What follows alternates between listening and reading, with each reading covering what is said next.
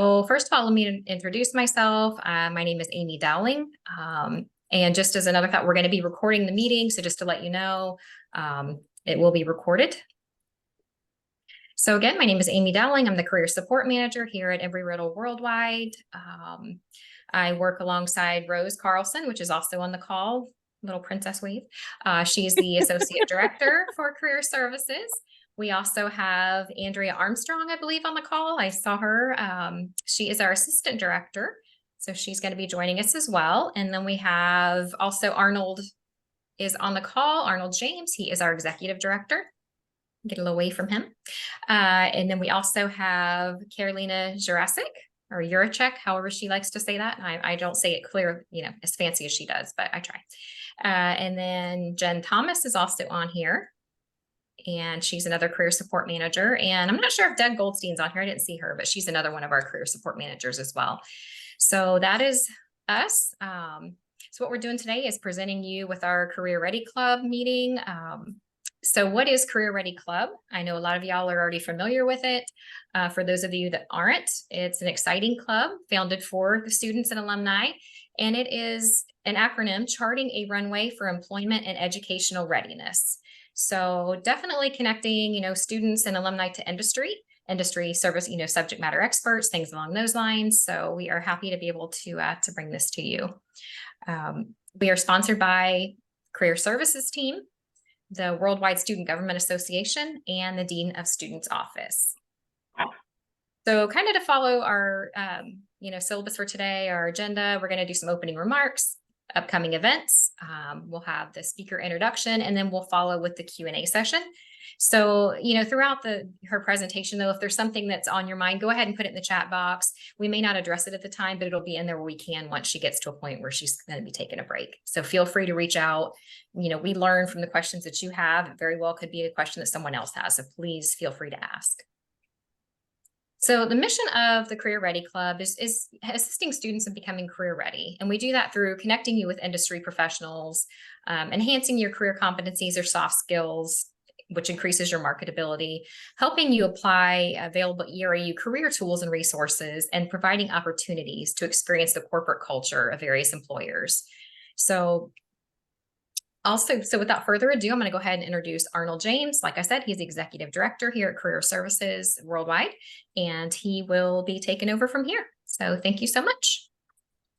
Thank you, Amy, and welcome everyone. So great to have you again to another exciting session by our Career Ready Club. And let me give a shout out again to all three of our campuses from Daytona Beach. I see a couple of them on here, Aaron, and of course, Alicia, who is our guest speaker, used to be basically very involved in over the Daytona Beach Club. And also Kevin Huradan is in the house. Thank you, Kevin, for joining from Prescott. Just great to have you here. And this kind of ties right into our upcoming events. As many of you already know, that we are planning one of our in-person employer site visits. Of course, last month or month before last, we actually toured the C.A.R.E.E.R Training Center in Houston, Texas. That was a tremendous success. So we're doing our second one. We've planned it, and we've had overwhelming response. We're going to be visiting the Gulfstream Savannah site visit. Unfortunately, we had such an overwhelming response, we did have to close that. So we anticipate an excellent turnout. So that will be on January the 11th. Yes, there's a waiting list just in case something does happen, but unfortunately, that has been closed due to the overwhelming response. So we appreciate all of those who are participating in that. Also coming up in January, on January the 18th, we will do a session on the graduate application process. So we'll do an info session with Brittany Davis, who heads all of those, that application process, as well as a few other things that she's involved with. But I want to highlight these three events coming up. There are expos, as many of you know. All three campuses sponsor or host a career expo event. So Prescott is first. That's on March the 7th. at 12 p.m. If you're in that region or in that area, that is coming up on March the 7th. Mark it on your calendar. I think it's also in Handshake. You can go ahead and register there. And of course, on March 21st, right here in Daytona Beach, if you're in the area, and even if we've had some students to even plan to attend this from distances. So if you need to make travel plans, feel free. This is March 21st, right here on the Daytona Beach campus, the Spring 2024 Industry Career Expo. It is also in Handshake. Feel free to register for that. If you miss both of those, or if you can't travel for whatever reason, you can plan to attend a virtual Industry Career Expo event that's hosted by Embry-Riddle Worldwide. That will be on April the 18th. And that one is only 4 hours from 10 a.m. to 2 p.m. So we have something for everyone. Hopefully you will get involved. If you have any questions, feel free to reach out to us, and we'll put our contact information in the chat box later on. So without further ado, and we have some other announcements that's coming up. It gives me pleasure to introduce Ms. Rose Carlson, who's not only the advisor of this C.A.R.E.E.R group, but is the associate director for our career services. Rose? Thank you so much, Arnold, for that great welcome. And thank you all for being here. We're super excited to have you here from all over the U.S. I am very happy to be introducing our guest speaker for today. She used to work for Embry-Riddle and now she works for Boeing. And so she has seen both sides of the coin, if you may, whether she worked in career services now as the team lead recruiter for Boeing. She currently serves as the team lead talent acquisition for Boeing commercial airplanes, where her experience in career services has positioned her as an expert in elevating the candidate experience. So at Boeing, Alicia leads a global team of passionate, talented acquisition advisors and sourcing professionals to support full life cycle recruiting for salary positions in business operations, supply chain, project management, manufacturing, quality sales and marketing, information technology, and facilities. So you can see she does it all. So during her 22 years at Embry-Riddle Aeronautical University, Alicia played a pivotal role in helping students and alumni launch successful careers in the aviation and aerospace industries. As executive director for career services, she worked at the Daytona Beach campus. She led a team of high-performing career professionals and spearheaded recruitment, hiring, mentoring initiatives in collaboration with corporate partners, including Boeing. And this work continues as Alicia is a member of Boeing Embry-Riddle campus team, supporting on-campus engagement and recruitment initiatives. Alicia holds a Bachelor of Science in Psychology from the University of Florida and a Master of Arts in Educational Leadership from the University of Central Florida. She is currently pursuing a Master of Business Administration in Aviation at Embry-Riddle Worldwide. Whoop, whoop. Through Boeing's generous Learning Together program benefit. And without further ado, I want to take it over to Alicia. Thank you so much, Rose, for the generous welcome. It is so great to be here. And while I do serve on the campus team for Boeing's Embry-Riddle team, for on-campus initiatives, one of the things that I'm personally doing for my own team is to make sure that we are building bridges with Embry-Riddle Worldwide students. And so I'm pushing very hard for us to participate in the virtual career expo and to tap into the talent pool that Worldwide has to offer. Also our alumni talent pools, because there are so many alums that have, maybe early on in their careers, they may have said, I want to work for Boeing. Their path led somewhere else. We want to get you back. So I'd love to be that point person for you in that process. And we can put up the presentation whenever you're ready.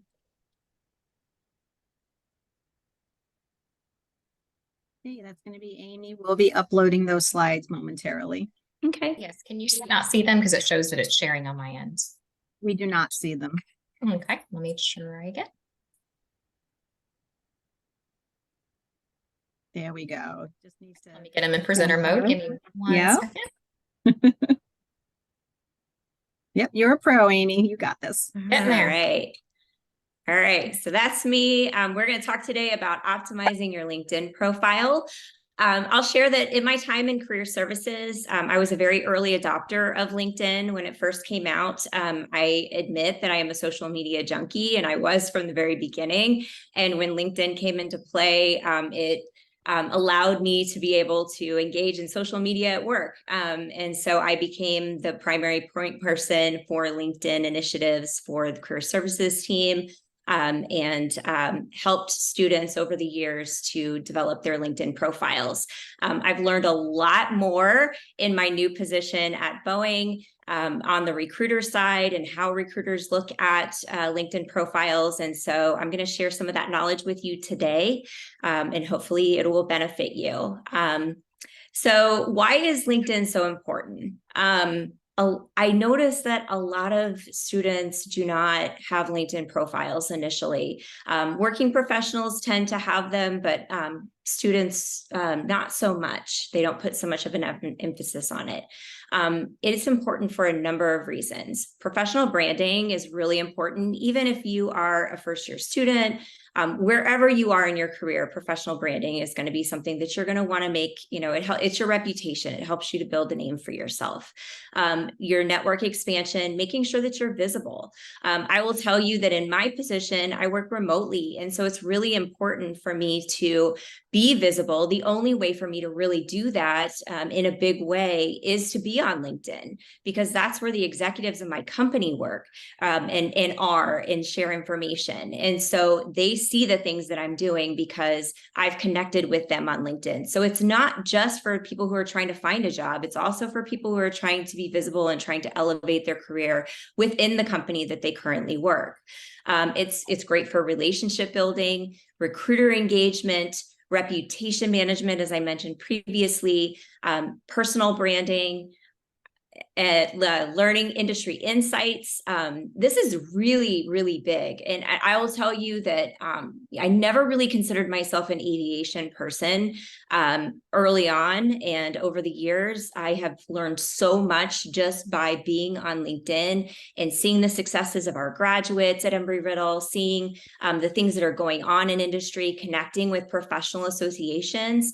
And those are things that I may not have had as much access to if not for the information sharing that does happen on LinkedIn. Also, it allows you to be able to share your knowledge and to be able to show that you are an expert in whatever area that you may be, maybe it's research that you're working on or a project that you're working on, or something that you're just extremely passionate about. These are ways that you can sell yourself while also sharing knowledge, engaging with other professionals, getting to know other people. And so it really is such a great way to make connections with people within your industry, outside of your industry, within your company, outside of your company. And so I listed here just that a strong LinkedIn profile really does empower you to establish your professional brand, helps you to expand your network, to identify yourself as top talent. That's extremely important. Engage with recruiters and managers of various companies, manage your reputation, and stay connected with industry trends. It enhances your effectiveness on the job search, contributing to your overall success as a candidate. But I would also add to that it also contributes to your overall success as a professional. So this is just, this is my LinkedIn profile, and just wanted to point out a few things that are on here. So you want to make sure that you have an eye-catching image for your background. This could be something that's related to the university, if you're a current student, it could be your current company, it could be just something with, an airplane.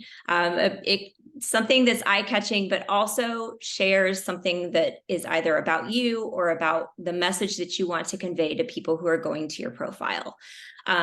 You also have your professional headshot. You want to make sure that it's a full picture of you, your face, no one else is in that picture. It doesn't have to be, I say professional looking is really the point.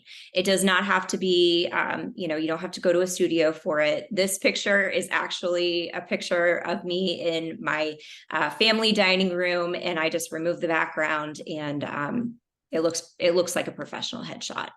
Your education and experience is highlighted here on that very first, above the fold. And so you can choose, if you've gone to various universities or you work for various companies, you can choose which companies are spotlighted here. You pick one company and one institution, and those are listed, and that's a big part of your branding. Your headline, which is what you see underneath my name, is 120 characters or less about who you are and what you do. You can have this be as detailed or as simple as you want. If you are a professional, you're not looking for a job, you can keep it as simple as just your job title. You don't have to go into elaborate detail. But if you maybe had some varied experiences and you want to make sure that people are aware of what all you have to offer, then make sure that you're adding some extra things on there.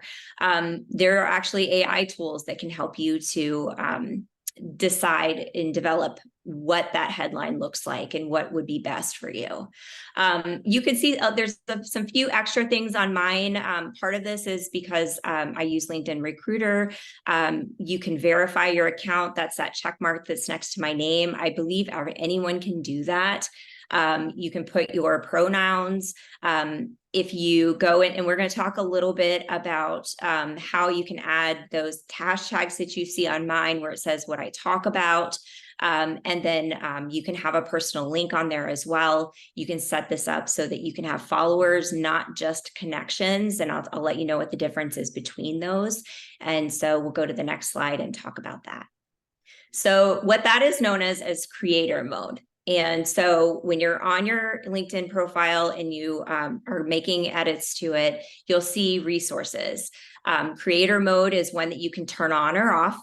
When you turn it on, it's going to allow you to be able to add a link to your professional portfolio or your website to your professional header so that people can see that. They can just click there. They'll be able to go to more information. You can receive writing prompts. And those pop up. There's like 3 that'll pop up at a time that can inspire you to create content. If you don't like the prompts that you get, you can change them out. You can add up to 5 profile topics, and those are those hashtags that you saw on my profile page. And that just allows people who are visiting your profile to easily be able to see the content that you tend to post about the most. And then tools that you can use with creator mode include LinkedIn Live, audio events, newsletters, and then you have that follow link. And the difference between the follow link and connecting with somebody is that if some people are following you, they're able to look at your content and engage with you. They can comment on your posts, but they're not able to send you private messages. And there may be information in your profile that they're not able to see. So this is just a privacy feature. It allows you to not have a million connections with people that you aren't, that you don't know personally. You can be very specific about who you allow to be a connection if that's something that's important to you. And so that follow feature is very helpful. Next, we have the featured content, and that's what you see here. And so you can pick posts, articles, links, you can upload photos, you can take pictures, and those can be included in your featured content. I selected 3. You can choose more than 3 if you want to, but I felt like keeping it simple just seems to be a little, when you feature too many things, then nothing really stands out. So be very strategic about how you feature your content. And this is not specific to that content mode. This is just a feature within LinkedIn. And so with this, what I suggest to you is that you select content that you're really proud to showcase, whether it's an academic or career achievement, articles that you've written, blog posts that you've contributed to or written, websites, publications that you've been featured on, or even podcasts or ways that you've contributed to your team's success, like anything that you think should be spotlighted. And I change mine out regularly. I suggest that you keep your content refreshed. You can see here, I have spotlighted when I made the announcement that I was moving to Boeing, which was a pretty big deal after being at Embry-Riddle for 22 years. I shared when I decided to pursue my master's in business administration with the worldwide campus. That was something I had started over 20 years ago, and then decided I was going to go back and finish what I started. And then a networking event that I participated in on the Embry-Riddle Daytona Beach campus a few weeks ago for Veterans Week.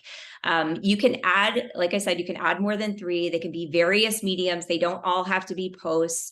But this featured content is great for people to just kind of get a snippet of who you are and what kind of information you want to share. So next we have activity on LinkedIn. I wanted to point this out specifically for a number of reasons. First, it allows you to be able to review that activity section occasionally so that you can make sure that you're varying your content, because sometimes we get into a habit where we're just posting the same kinds of things over and over again, or maybe you're not posting anything. Or maybe, the tone of what you're sharing is, you're spending a lot of time with self-promotion, selfies, things like that. Really, you want to make sure that you're varying this content. If it's about your company, if you're a brand ambassador for your company, or you're wanting to share things about, Embry-Riddle because you love the university so much, that's great. But also think about other things that you can share. So you can see here, I talked about, this presentation today. I focused on the Boeing Center for Aviation and Aerospace Safety. And then I did a recent post on Aurora Flight Sciences, which is one of our subsidiaries. Those are just my most recent posts. You also here have the ability to control the level of contacts, what level of contacts can see information. So first level contacts are always going to be able to see this. And this is why I shared with you that, if you don't want first level or anyone beyond your first level contacts to see things, it's better to allow them to follow you, or you can have it set up so that only first level can see this information. Note that at a glance, anyone that is a first level contact or has that access permission is able to easily click on posts, comments, videos, or images to see those things. So if somebody wants to see the videos that you've posted or the images you've posted or the comments that you've made on other people's posts, they can do that with just a simple click. So be very strategic and very careful about the information that you're posting out on LinkedIn. And you tend to notice that people are a lot more positive on LinkedIn than they are on other social media platforms. And it's probably for this reason. You want to make sure that, the image that you're projecting is very professional. So LinkedIn is not the place to be talking about anything controversial, to be talking, at least not in a way that's going to cause others to maybe feel like they're not included. Okay, so this next section is the About section and your top skills. And what I'll share here is just that you can have up to 2,600 characters for your About section. So this is huge because you can elaborate. This is basically your elevator pitch with a little bit extra. You can share anything that you'd like in here. What I really suggest that you hone in on is your experience, your skills, your achievements, interests, your education, the type of career you're seeking. Think about those things that you really want to spotlight. You can see that, it really, like, the very first piece of this is just that first paragraph on mine. But if you clicked on that see more, you're going to see a lot more information. So this is where you can really elaborate and use your voice to share who you are. You also have the ability to select those top 5 skills, and you have up to 50 that you can add to your LinkedIn profile. But these are the top 5 that you consider to be the most important for those that are reading your profile to be able to see. And so you can see the ones that I have selected there. Next slide. All right. So the next section is your experience section. And this really this is like a resume. So make sure that you have all your experiences on here that you feel are relevant to the jobs that you're looking for and the type of opportunities that you're seeking or that you want others to know about. You don't have to put every single job that you've ever had on here if it's not relevant. This isn't a resume, but it should just read like a resume. There are special sections that exist when you edit this, and you can see the little circle up by the pencil. That's just to show you that you can edit there. To designate if the position is full-time or if it's on-site, virtual, hybrid. This is potentially helpful, you know, especially like right now, I'm in a remote position. I work from home. And so if I'm currently working remote, it's very possible that I may be looking for future remote positions. And so if hiring managers or recruiters are looking at my profile, they see that I'm remote, they're going to know I work for Boeing. But maybe they decide, okay, you know what, I'm only, if I have virtual positions, am I going to reach out to this candidate? And there are places where you can, you know, put that, what you would prefer is in terms of the type of jobs that you're looking for. You can select skills from that list of up to 50 to connect with every single experience that you have. So this is just my current job, but every job that I have listed has various skills out of that list of 50 that you can have on LinkedIn. And you just select those skills that are related. So when you go down the line for each thing on your LinkedIn profile, you're able to select skills that you feel best attribute to that. Your education and your licenses and certifications. So I'm going to start, if you look at the far left top, you can see my education. The education and licenses and certification sections are also, they're very similar to what you'd find on a resume as well. So under the education, you connect skills as well to the, from that list of 50 to each degree, as well as you can put any clubs or organizations that you belong to. And you can also include, there's sections for you to include coursework. With your licenses and certifications, this really is kind of a free-for-all because you can get badges from sites like Badger. There's credentialing, micro-credentialing that you can get from Coursera, from other sites like that. LinkedIn Learning, as you can see, they have a bunch of opportunities for you to be able to add these licenses and certifications. Professional organizations offer them, universities, and these could be more professional certifications. If you're a pilot, your flight ratings can go here. And then sites like I mentioned, like Coursera. And then there's also many ways to obtain credentials for free. So a lot of times you'll have to, like, if you want to go onto Coursera, you have to pay extra if you want to have that credential added. But there are other sites out there that'll do it for free. So then under your skills section, you can have up to 50 skills. This is where, you know, I keep mentioning the 50 skills, 50 skills. I guarantee you, if you have any work experience at all, you could probably list 50 skills. So really think hard about the ones that you want to include and try to be very strategic about, you know, making sure that they're not too redundant, that they really speak to who you are as a professional. And the nice thing is that you can, in that skills section, you can pick 3 that you feel are the most relevant to you and how you want to represent yourself. So keep in mind when you have skills listed that others can endorse you for these skills. And if those individuals have been endorsed many times for a skill and they endorse you, your profile is going to denote this person is highly skilled in this field, recognizes that you are also highly skilled in this item. So for like leadership, there were a number of people that had said that they were also highly skilled, and that was designated by the fact that a lot of people had indicated that they were endorsed for this. And so your profile is going to denote that. So like you can see where it says leadership, it kind of gives you a little bit of insight into where those skills came from, the experiences, like what companies, organizations those came from. And then if you clicked on show all 16 details, it's going to give a lot more information. Now, is every hiring manager or every person, every recruiter going to, you know, delve so deeply into this that they're going to see all this? Maybe not.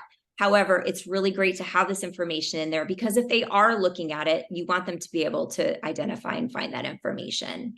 You can select the order in which those skills are displayed, though only those top 3 are going to show in the profile section. And then like I said, if you click on, those details, you're going to be able to see all of the experiences that are tied to each of those skills. Next slide. All right, so we're going to talk a little bit about recommendations. So you can see here, I've got 2 different screenshots. One is of recommendations that I've given. One is of recommendations that I've received.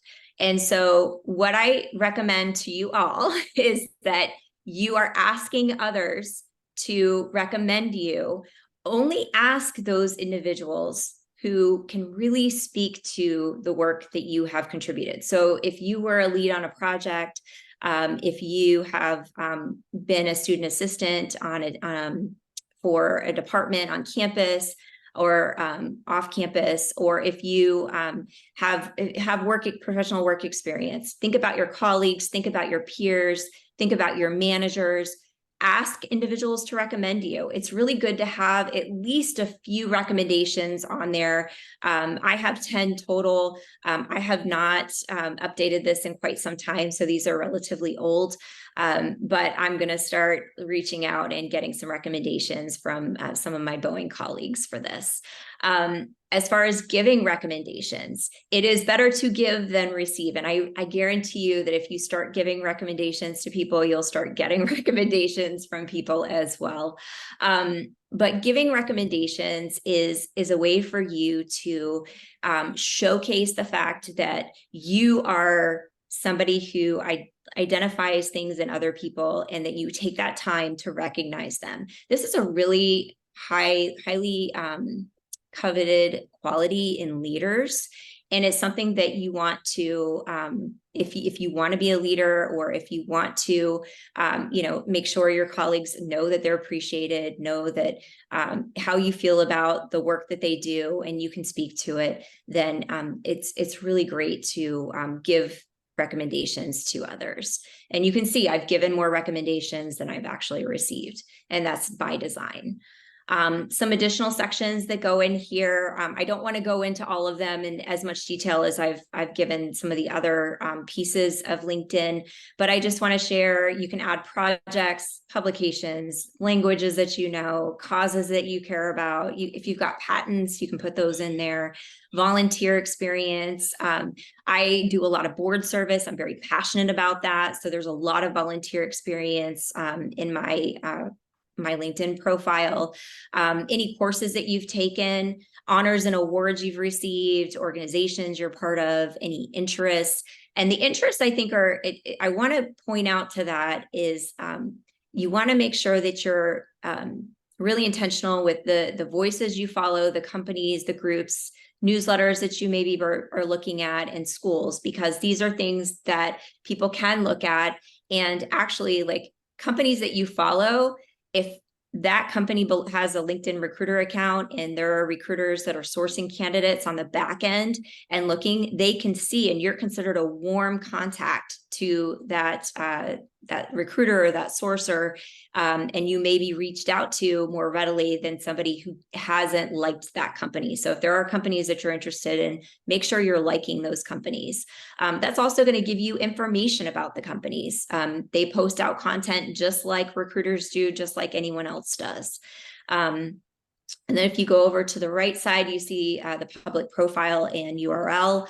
Make sure you personalize your URL so that it's something that is very easy for you to be able to share with other people. And then you can see there's a place where you can edit that custom URL. I share this information with you also to encourage you to please connect with me. When you connect with me, I become your first level connection. And then that allows you to have second level connections with thousands of people who are up in the aviation and aerospace industry. And so it's only going to benefit you to be connected. And I say that connect with me, but I also strongly encourage you to connect with all of the folks in career services, because they are very, very plugged into the aviation and aerospace communities. All right. So we're going to do just a little recap here, and then I'll share a little bit more information. So just as a recap, turn on the creator mode to get access to those special features that we mentioned, feature content that you want to showcase, use your about section to share a summary of your experience, your interests, your areas of expertise. You can talk about the kind of careers that you're seeking. You can showcase up to your top five skills. List out your experiences like a resume, make sure that you're tying those skills to each role, include any formal education or specialized training that you've completed, add a special section such as your volunteerism, your project experience, courses you've taken, honors and awards and causes. List up to 50 skills, and then you can choose the ones that can be seen first and ask for recommendations. You decide whether or not they are visible. That's another point I didn't make previously, but if somebody writes you a recommendation and it's very generic and bland and it doesn't really speak to what you want to convey, you don't have to share it. So it's good to collect the feedback, but you don't always have to make it displayed. As far as, you can go back to the next. Yes, thank you. So in terms of engaging, and this is the piece that we haven't really talked about, but this is a really, really important component, because it's one thing to have a really great profile. It's important to have a really great profile. But if you're not engaging on LinkedIn, then you're really missing out on huge opportunities. And so it's really important that you are on LinkedIn on a regular basis, share, like, and comment on other people's posts, cheer people on. This is a way for you to build relationships with your colleagues, with your classmates. You can showcase your successes, the successes of others. You can share your story. You can impart your knowledge. Join groups that are related to the industry and your chosen profession. Keep an eye on your analytics. You can see who's checking you out. Even if you don't have that LinkedIn Pro account, you can still see who's looking at you in most cases. Connect with the people that you meet. So think about when you go to events, networking events, you're engaging, you're part of this career club. Make sure that you're connecting with those folks that you're engaging with, your career advisor, your professors, your recruiters that you meet, classmates, alumni, all these people. Follow them if you don't know them, but connect with them if you do know them. So the difference, again, you're following people that you don't know and want to engage with, you want to learn more about. Eventually, those people you may want to decide to, put out that connection request, but maybe initially you just follow them just to kind of get a sense of what kind of information they're sharing out and whether it's right for you. And then you can decide if you want to connect with them. Endorse others for their skills, especially your teammates and those who have helped you along the way at Embry-Riddle. I cannot tell you how meaningful it is as somebody who works in career services or works in a department at the university to receive a recommendation from a student or an alum or an industry partner. Like, that is absolutely the world to those people. So think about endorsing others for their skills. Give recommendations as well, and especially, again, your teammates and those who have helped you at the university. Follow companies to get updates from them directly. Subscribe to newsletters that are of interest to you. Reply to people who reach out to you. And I'm going to talk a little bit about ChatGPT and Grammarly. There's a lot of out there about AI. I feel like it's good to use, but sparingly. It's great for helping you to craft content in a way that conveys a message maybe more succinctly, more directly, uses the tone that you're trying to convey to your audience, but just make sure that you're proofreading it and adjust it to your writing style. Sometimes when you put something out there, if you say, write a LinkedIn post about how excited I am to join the C.A.R.E.E.R Club, it'll give you something that's just maybe a little too hyped up. And maybe it has a little bit far too many emojis and things like that. And then you can say, prompt it like, tone this down, or more professional tone. And it will adjust and rewrite it based on whatever prompts you use. You can also just edit it directly. AI is extremely useful, but it shouldn't be doing all the work for you. It should just be enhancing the work that you're putting out there. You want to make sure that you're authentic and you're using your own voice and that you're very professional. Shake up the content that you share. I know I've mentioned that before, but switch up your posts and the imagery that you're using. And when you're engaging with other people, you know, don't put the same exact comments on every single person's LinkedIn posts. And so we'll go to the next slide, and then I'll answer some of the questions that I see in the chat. So these are tips that I have learned as a recruiter that I want to share with you. So if you get nothing else out of this presentation, these are the things I want you all to really hone in on. If you like a company, as I mentioned before, recruiters are able to more easily find you on LinkedIn Recruiter. LinkedIn Recruiter is the backside of LinkedIn. That is where recruiters can go in. We can type in different keywords. We use Boolean searches to be able to identify candidates. We look in various geographic areas. We can look for various skill sets and just determine which candidates might be best for us to reach out to and invite to apply to various positions. So if a recruiter reaches out to you on LinkedIn, then it means they probably found you through a LinkedIn Recruiter. Veterans, you can get a free LinkedIn professional account. You do not have to pay that $49.99 or whatever it is fee. And so Career Services can help you to, if you don't know how to get that account, but veterans do get a free account, which is really helpful and important. If a recruiter reaches out to you on LinkedIn via InMail, respond to that message. Even if it's just to tell them that you're not interested right now, or that this isn't the right opportunity for you. This is the first communication that you have maybe with that company or with that recruiter, and it's how you can begin to build a relationship. So maybe you want to work for Boeing, but you're not at all interested in an hourly position, you know, working in maintenance, right? Maybe you have your AMP, but you don't want to turn a wrench. You want to work in manufacturing management. You communicate that information to that recruiter. I'm not interested in this opportunity. However, this is what I am looking for. That recruiter is already, if you know that they've reached out to you, I can tell you they are proactively sourcing. They are looking for candidates like you. So you give them a little more information about what you're looking for, and I guarantee you, you're going to start to engage in a dialogue with that recruiter, build that relationship with that recruiter, and more likely than not, they're going to help you to try to get where you want to go. But the caveat to this, and I cannot stress this enough, because I find that some candidates are extremely demanding, but recruiters are not your career advisor. We should not be the front line where you reach out to us and say, hey, I want to work at Boeing. How can I do that? What opportunities do you have available? Career Services is your front line when it comes to trying to find out where you fit within a company, what you may want to do with your career. They should be the people who are starting with looking at your resume. We can help you once it's been refined, and if we see things that maybe need to be adjusted a little bit or personalized a little bit, but recruiters should not be that first line.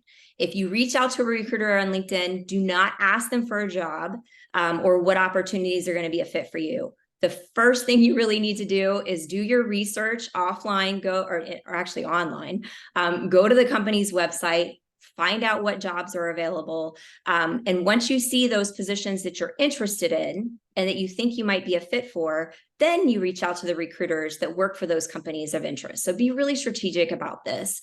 And something that I'll share with you all that is very specific to Boeing is that if you look at those basic qualifications, and every single requisition that you see at the Boeing company is going to have basic qualifications. I can't speak for other companies on this, but we list out our basic qualifications. And then when you apply for a position, it has a questionnaire that's associated with those basic qualifications.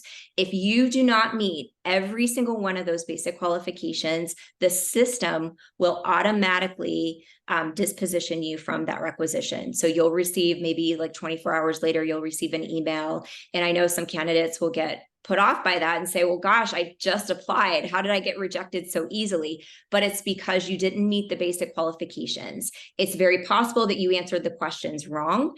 And so if you do get that email that kicks you out, maybe you look at those basic qualifications qualifications again. And if you're like, oh, wait, no, I do meet those basic qualifications, you can always reach out to a recruiter on LinkedIn, or if you want to reach out to me, I'm happy to help you with that piece of it, just to say, hey, you know what, I applied for this position. I meet the basic qualifications, but I think I might have answered a question wrong. Can you check in on that for me? And I'm happy to do that for you. And other recruiters at Boeing would likely be very happy to do that for you.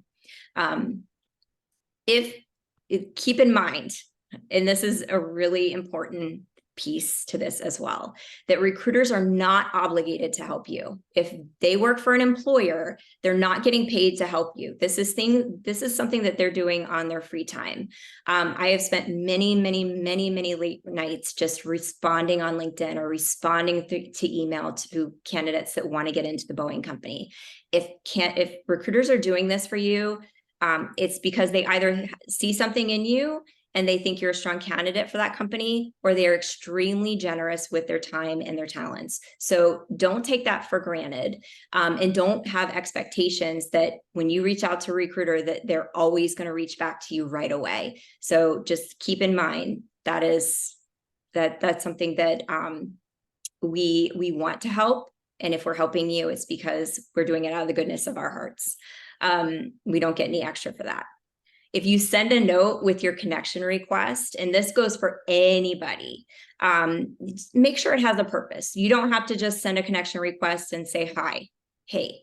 All that does is clog a recruiter's in mailbox. And so you can just send that connection request. If they don't accept it for whatever reason, then maybe you follow them. That'll, if they have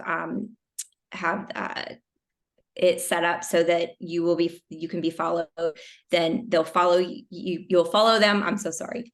You will follow them. And then eventually you can make that connection request again when you maybe know that person personally, or you maybe have had some engagements with them, because some people are very intentional about who they allow to connect with them. If you do make that connection request and you have, something that you're saying in there, make sure that it's just very specific.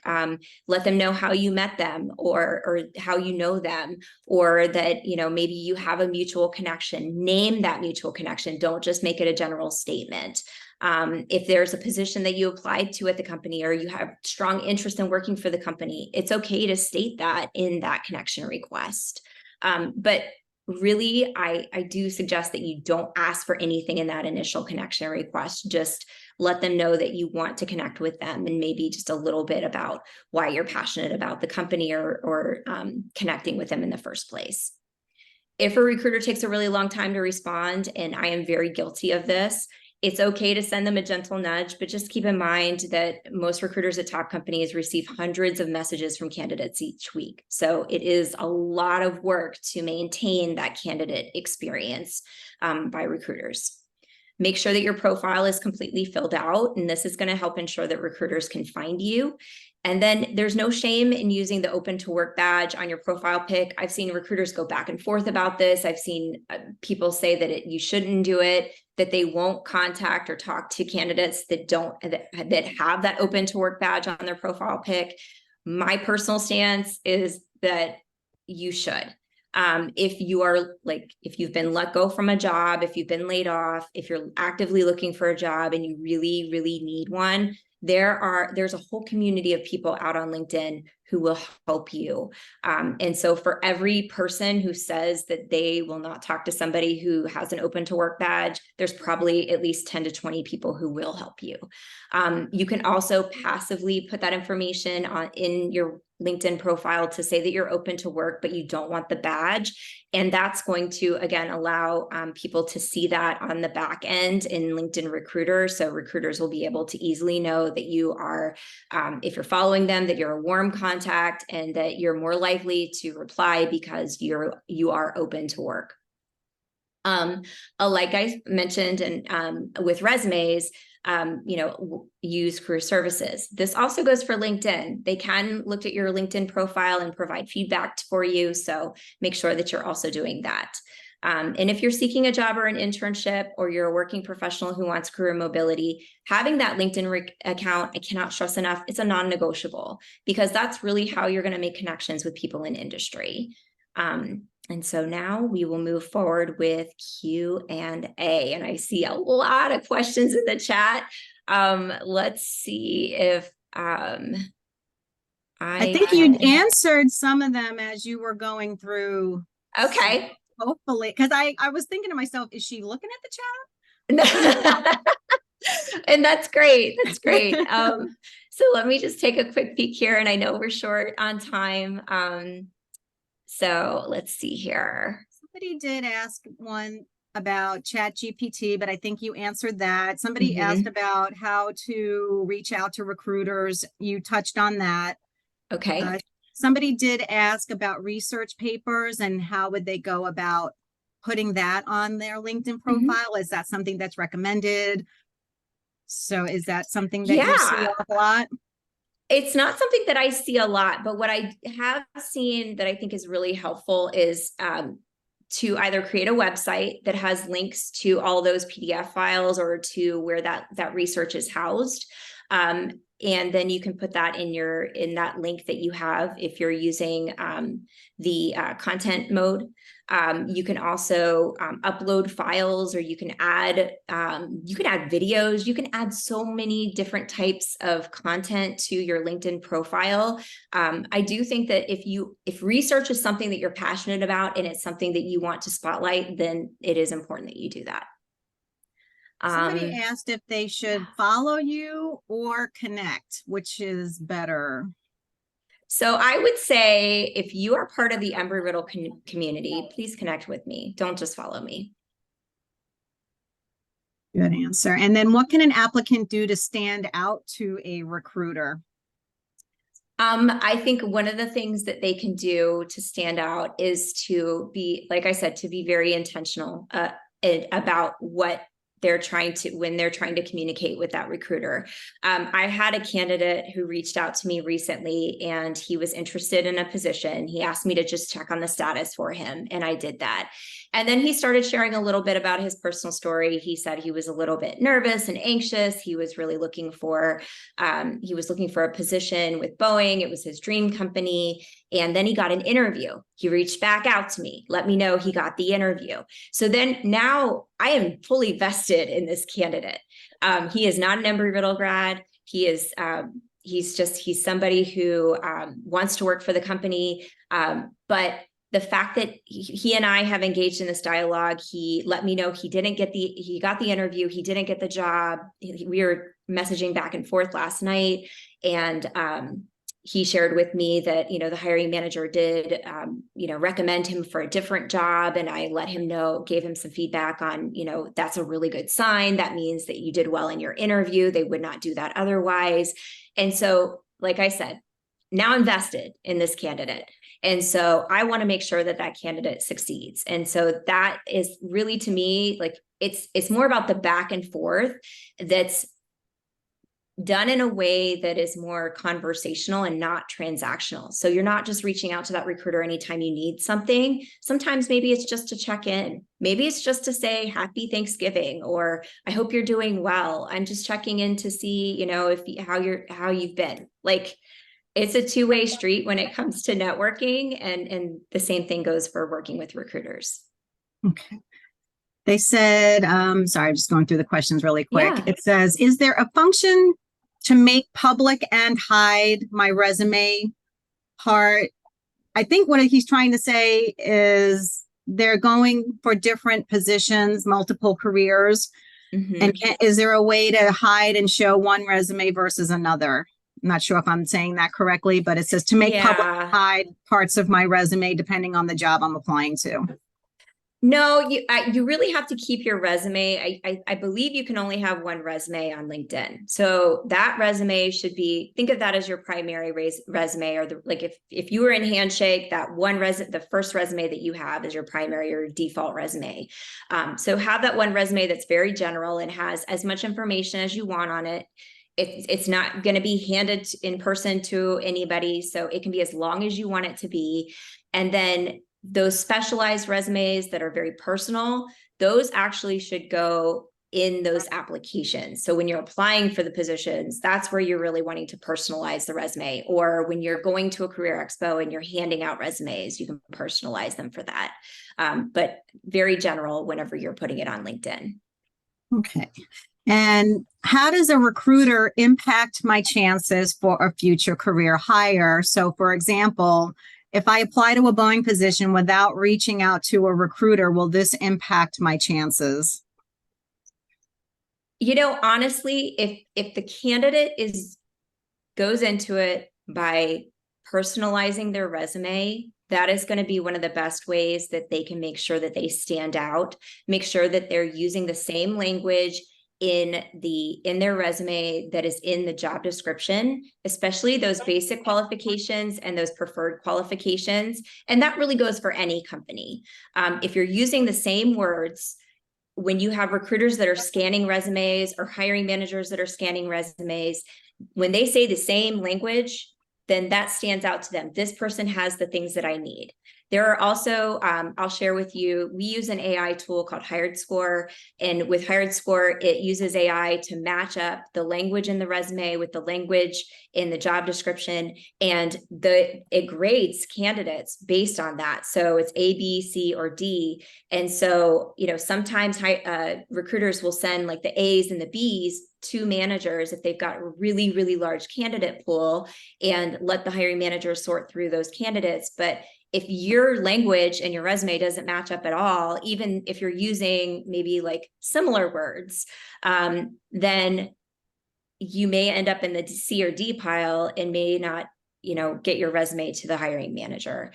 I can assure you though, that if your resume makes it through those basic qualifications at Boeing, that a human being is going to look at your resume, whether that's the recruiter or the recruiter and the hiring manager. Okay. Somebody asked, how would I answer a recruiter when they say education is not important for this position? Oh, well, okay. So I will say, I know it can be very frustrating to have gone to college and spent all this money and then hear a recruiter say, oh, we're not worried about your education. I will tell you that there are times where, and you're seeing it a lot more in industry where they're saying, you know, we're doing skills focused hiring, and Boeing's no exception. We have skills focused hiring in certain skill codes where there's very, very high demand, but there's low candidate pools, or we really want to diversify the candidate pools. And so we're saying, okay, you know what? We're looking at all your experience, the full body of your experience. That may include your education, but we're not going to make that education a requirement. And so at Boeing, we do that with manufacturing. We do that with supply chain. Veteran experience is you know, very, very highly coveted. And so if there's somebody who didn't take advantage of education, then we want to make sure that we're getting them in. It doesn't mean it's not important. So maybe the wording, like how that recruiter's delivering, is probably not the best way. Education is always going to be valued to industry, but it's more about the fact that they don't want it to be a barrier. If you don't have education, they don't want it to be a barrier for you to get into the company. Okay. And I'm not sure if you would know the answer to this, but it says, on the same topic of using the same language, do you have any suggestions in addition to the AI you mentioned with getting my experience with Army aviation maintenance to line up with what recruiters and employers are looking for? Yes. Okay. So this is going to be very Boeing specific, but if you go on jobs.boeing.com/veterans, there is a tool that allows you to put in your experience in the military, and it translates it. So it'll show you what jobs align with that experience. There are also websites out there that will do the same thing. And so if you have military experience, you've got, and it's not just Boeing. I will say that any company that is in the defense industry is going to value veteran workers. Veterans come with they bring a lot to the table. So if you do have that the Army, maybe you don't have your A&P. A&P is not required at most large aerospace or defense companies to work with aircraft, because it's more about the design and the building of the aircraft versus actually turning a wrench and working on the aircraft and maintaining it. So that may or may not have answered the question, but you get the gist. Yeah, I think we're segueing off of LinkedIn, but somebody did ask, do you have any suggestions for someone that is looking to make a career shift? I have an ATC degree, but I've been working in business since graduation and would like to pursue a career in operations. Yeah. Oh my goodness. Okay. So let's talk about air traffic control, because think about the transferable skills that you have learned as an air traffic controller, or even if you went to school for air traffic control. So you've got to be looking at so many different things at once. You have situational awareness, like for days, right? You can multitask. If you've got that business background, that adds even more to what your capabilities are. So think about those transferable skills that you learned as an air traffic controller, or in an like if you're just, went to school for air traffic control, but you started work in business. Think about those transferable skills. Make sure that you are leveraging those transferable skills. I had never been a recruiter before in my life, but I had worked, was kind of adjacent with working in career services, worked with recruiters, worked with Boeing for many, many years. I was able to sell that experience that I had getting candidates in the door because I had transferable skills. And so you really have, and it's not just air traffic control. This goes for any career where you're trying to make a pivot. You really just have to think about what those skills are, work with career services. They can help you to identify, certain keywords that maybe translate, if you're looking at a job description and you're looking at your own experience, okay, well, where do those, where are they in alignment? Perfect. I think that was it for the questions. I'm sorry we kept you a little bit over, but the questions kept pouring in. It was such a great presentation, and we can't thank you enough for your time. And we did record this session, so if you want a copy of it, Alicia, let me know and I'll make sure you get the link. Okay, but we're very excited. Thank you so much for your time, and hopefully we'll be talking to you soon, okay? Thank you so much. It is a joy to be with y'all. Always a pleasure. Okay, for anybody that is in the Career-Ready Club, we do ask for you to stick around. We're going to be doing a vote on the budget. So please don't go anywhere. We're going to vote on the budget. Everybody else, thank you for coming. We appreciate your time. James, if you are, I think I saw you logged in, but I didn't see your video. We can. I saw James. I see his name, but that's there it. He is. I All am right. here. No worries. And Hey, we can begin everybody. the recording. I'm going to stop recording.